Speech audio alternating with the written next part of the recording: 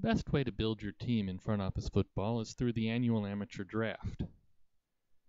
And every season, or before every season, there is an amateur draft in front office football. It lasts 7 rounds, and you will start with 7 selections. This is the major draft screen, which you'll be using when you draft players.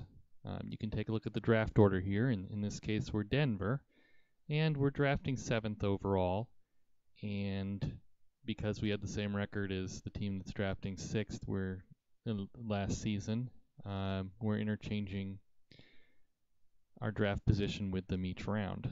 So we have 7 picks to draft here, and this is the list of players who are available to draft. It's a list that has probably almost 1,000 players in it, and they're interspersed at all the positions. We can take a look at any one position. Here are the quarterbacks available, and they are ordered based they can be ordered in several ways. We can look at their time in the dash, or the solecismic test, which is an intelligence test, the strength test, which is a bench press test essentially, their agility, the broad jump, and a position-specific test, which for a quarterback might be how well they throw the ball through a series of throws they're asked to make. You can also see how well each player is developed from their college career. This will indicate that a player is probably more ready to step into a starting role in his first season than most. The color code for these attributes, essentially red is the best, blue is better than average, black is average, and a green highlight is a pretty poor performance. Now these correspond to different attributes, different skills for players, and as you play front office football, you'll get a pretty good idea of how the attributes here correspond to their actual skills when they become the professional football players. But you can take a look at these players as well, and here we're looking at the best graded quarterback, Darren Munger. And we click on him, and he's draft eligible, as we see.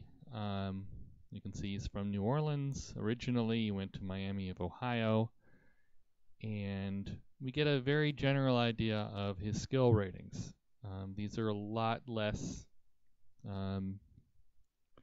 exact than regular ratings. Now, before the draft, we could have interviewed players, and that would have given us an idea, a better idea of these ratings, but we didn't do that this time. You're allowed a certain number of interviews each season. It's kind of like the interviewing that goes on prior to the combine or during the combine. And those players, you'll have a much better idea of how they're going to perform once they've been through your training camp. Volatility is another score that you look at. A high volatility essentially means that you think that the player has a much higher chance of either being a boom or bust player, either one. So you take some time when you start the draft out and you look through the different positions. You can take a look at your team roster here, and you can always look at your cap and needs situation. In this case, linebackers, wide receivers, and tackles are important to your team.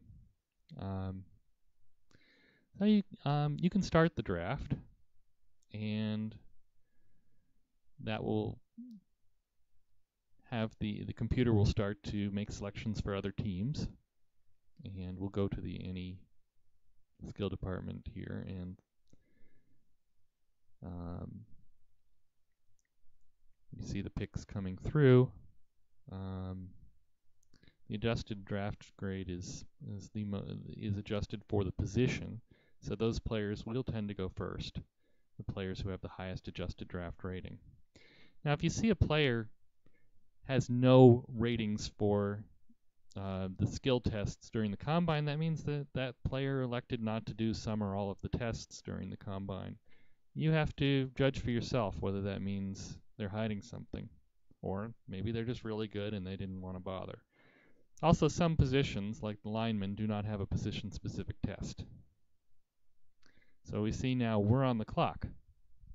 So we can make our selection right now, or we can have our staff finish it. Now we know we needed a tackle, and Roderick Bovey here seems to be somebody that we might well be interested in. He looks like he tests out well in every category here.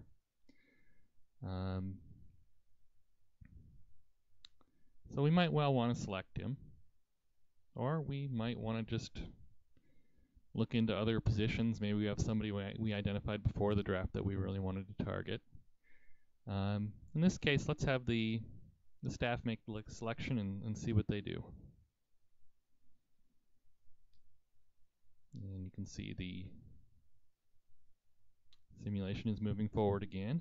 And indeed, they did take Bovey from Ohio State. So he is now on your team. He will get signed to your team automatically. All picks are now that the collective bargaining agreement includes a very, very tight slot for each draft pick. Now we can speed up the draft here, make it go really, really fast if we're not all that interested. And at any time we can take control, and it'll continue at this speed until we're on the clock again. And here we now are in the third round. We can take a look to see who we drafted. We got a wide receiver in the second round.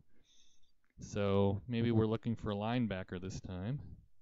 So we can take a look at the outside linebackers who are available. Here's one at a 4.9 overall grade. Inside linebacker, there's Droker out of St. Francis, PA. He's available. There are overall better players available. And again, let's just see what let's slow down the simulation and see what our staff picks for us. And we got a tight end this time.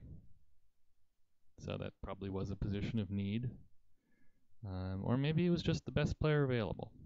That will speed things up again and end the draft.